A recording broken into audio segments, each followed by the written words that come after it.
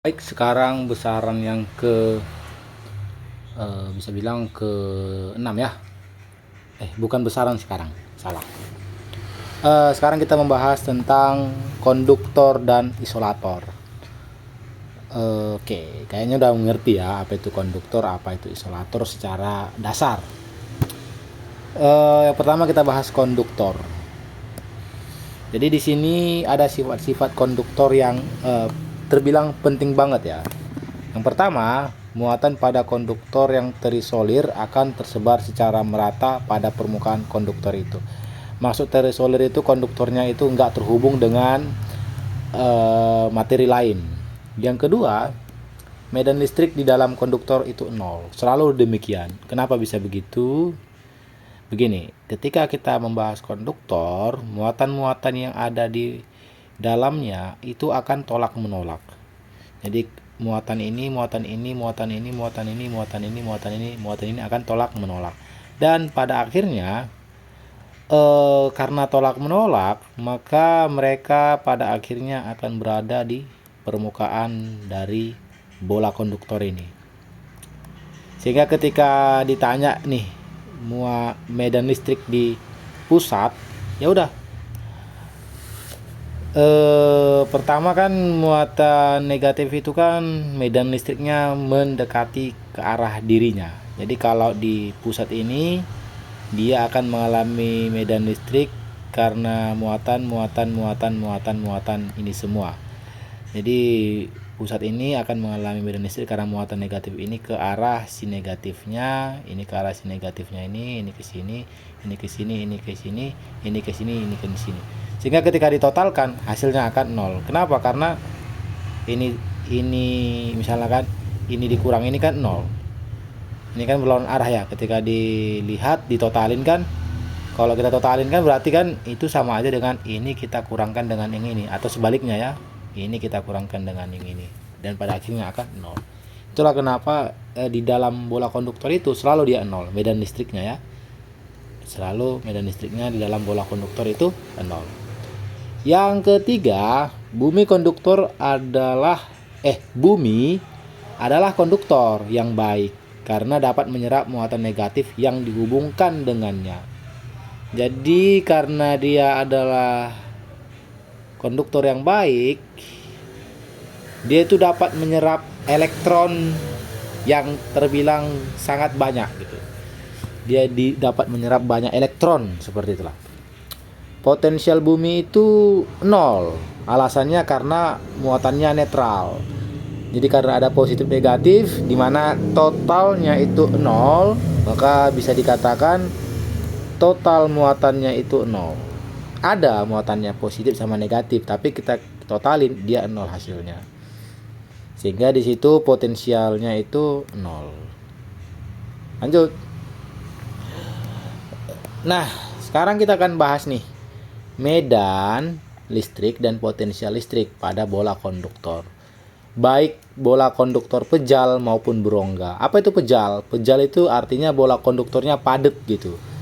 Nggak ada lobang-lobangnya, betul-betul full dia isinya besi atau apapun itu yang bersifat konduktor. Kalau berongga ada kemungkinan dia itu ada rongganya di dalam bolanya. Jadi berlobang lah sederhananya. Ketika dia titiknya itu berada di dalam bola konduktor, di mana R besar ini jari-jari bola ya, R kecil ini titik tertentu. Ketika titik tertentunya itu berada di dalam jari-jari konduktor, maka medan listrik di titik itu nol karena dia berada di dalam bola konduktor. Ketika titik tertentu itu berada di kulit bola atau di permukaan bola, maka medan listriknya itu rumusnya ini, KQ besar per R kuadrat. R ini jari-jari bola konduktor.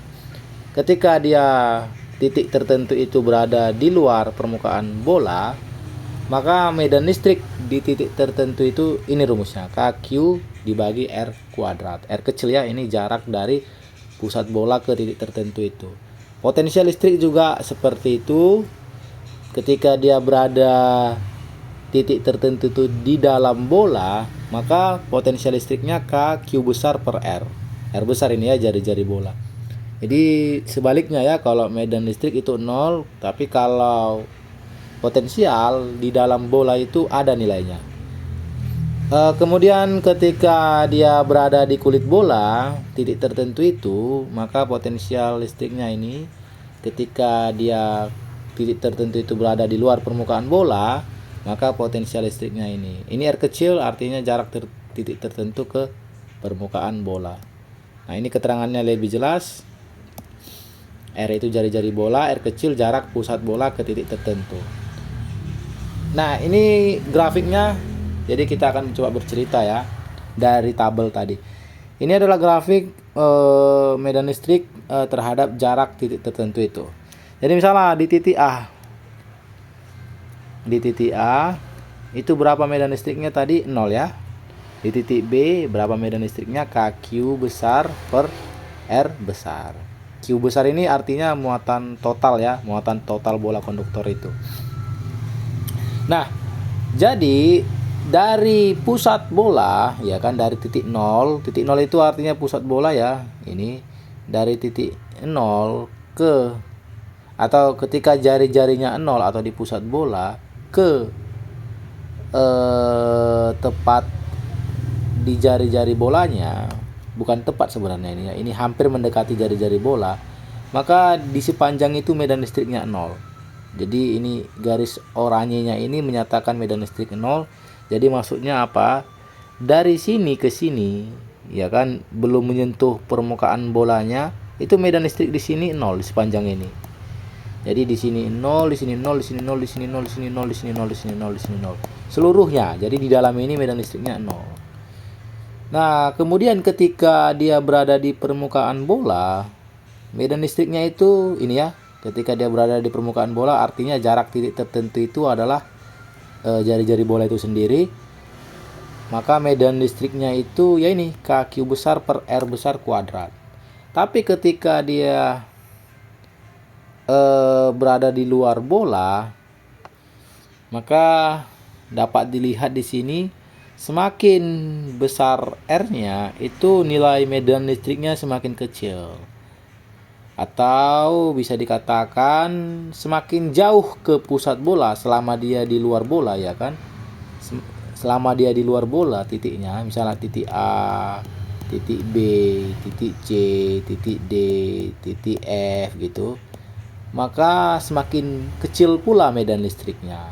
Jadi di sini medan listrik terbesar, medan listrik terkecil di sini karena dia lebih jauh ke jarak si pusat bolanya. Seperti itu. Nah, sekarang gimana dengan grafik potensial listrik dengan jarak titik tertentunya? Seperti ini ya. Jadi, ketika dia dari pusat bola hingga di permukaan bola, ya kan, di permukaan bola atau di sini ya, kulit bola, itu potensial listriknya itu nilainya konstan, KQ per R. Jadi dari pusat bola hingga ke permukaan bola, itu potensial listriknya nilainya KQ besar per R. Tapi ketika dia di luar bola, itu dapat dilihat ya, grafiknya menurun, artinya semakin jauh dari pusat bola jaraknya, itu potensial listriknya mengecil. Jadi potensial listrik terkecil itu ini, karena semakin jauh ke pusat si bolanya, KQ per R. Oke, kalau ada yang mau ditanyakan, tanyakan nanti di kolom komentar ya. Nah, sekarang isolator. Isolator punya sifat nih. Muatan pada isolator tidak dapat bergerak bebas, atau dengan kata lain diam di dalam suatu bahan yang isolator dia bahannya. Jika ingin memindahkan muatan negatifnya, biasanya hanya perlu digosok dengan kain wol atau bahan lainnya. Gimana dengan muatan positif? Muatan positif itu tidak dapat bergerak ya. Dia hanya yang bergerak itu, ketika dikatakan muatan positif bergerak, itu sebenarnya ion yang bergerak. Ion itu adalah atom yang kelebihan atau kekurangan elektron. Jika atomnya kekurangan elektron, maka bisa dikatakan atom itu ion positif. Karena dia ketika dikatakan kekurangan elektron, artinya dia kelebihan muatan positif. Bisa dikatakan atom itu lebih positif dia, atau ion positif.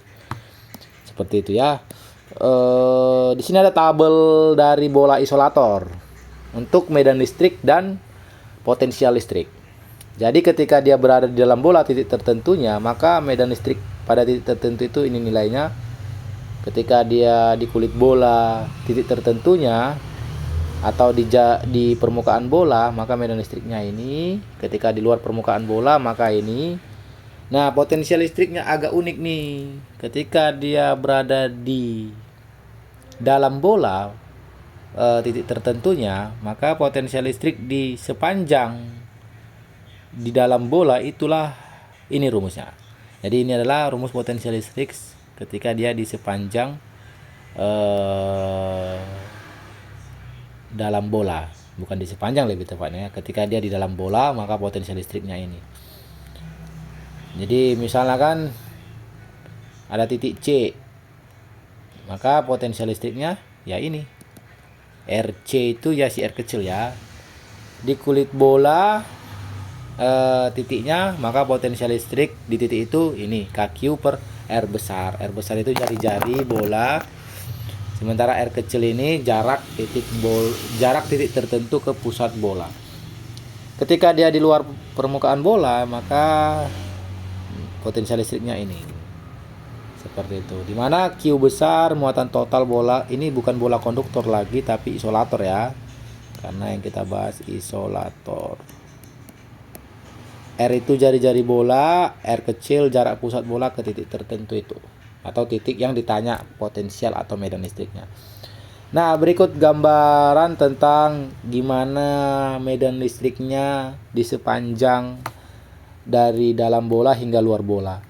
Nah, dapat dilihat di sini dari pusat bola hingga jari-jari bola itu medan listriknya itu KQ R per R pangkat 3. Jadi dapat dilihat di sini ya, semakin ke kulit bola itu medan listriknya semakin besar. Jadi di sini medan listriknya itu relatif lebih kecil, kalau di sini lebih besar, makin besar, makin besar, makin besar.